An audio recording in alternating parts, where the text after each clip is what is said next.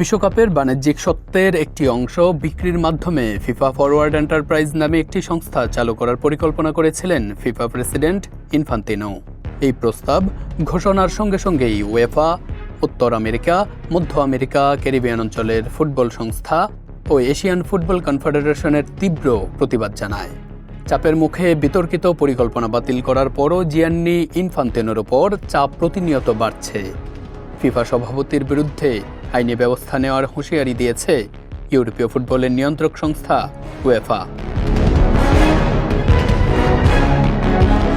The Telegraph তাদের প্রতিবেদনে লিখেছে, ইনফান্তিনোকে লেখা চিঠিতে উয়েফা ফিফার এফএফই পরিকল্পনা নিয়ে আইনি ব্যবস্থা, সালিসি প্রক্রিয়া কিংবা নিয়ন্ত্রক সংস্থার অভিযোগ দায়েরের বিষয়টি সক্রিয়ভাবে বিবেচনা করছে।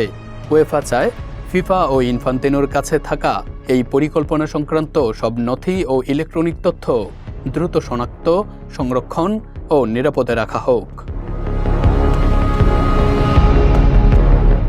এদিকে এ ঘটনার জেরে তীব্র সমালোচনার মুখে পড়েছেন ফিফা সভাপতি জিয়ান্নি ইনফান্তিনো।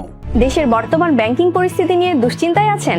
প্রতিটি বিনিয়োগ এখানে পরিকল্পিত, বাস্তব এবং নিরাপদ। কল করুন বা হোয়াটসঅ্যাপ করুন স্ক্রিনে দেয়া নম্বরে। সূত্রের বরাত দিয়ে যুক্তরাষ্ট্রের নিউ ইয়র্ক পোস্ট জানিয়েছে, ইনফান্তিনো সভাপতির পদ বাঁচাতে মার্কিন প্রেসিডেন্ট ডোনাল্ড ট্রাম্পের প্রশাসনের সমর্থন পাওয়ার চেষ্টা চালাচ্ছেন। নিউ ইয়র্ক পোস্টের প্রতিবেদনে বলা হয়েছে, গত শুক্রবার শেয়ার বিক্রির প্রস্তাবটি বাতিল হয়। এরপর থেকে মার্কিন প্রেসিডেন্ট ডোনাল্ড ট্রাম্পের সঙ্গে ফোনে যোগাযোগের চেষ্টা করে একাধিকবার ব্যর্থ হয়েছেন ইনফান্তিনো।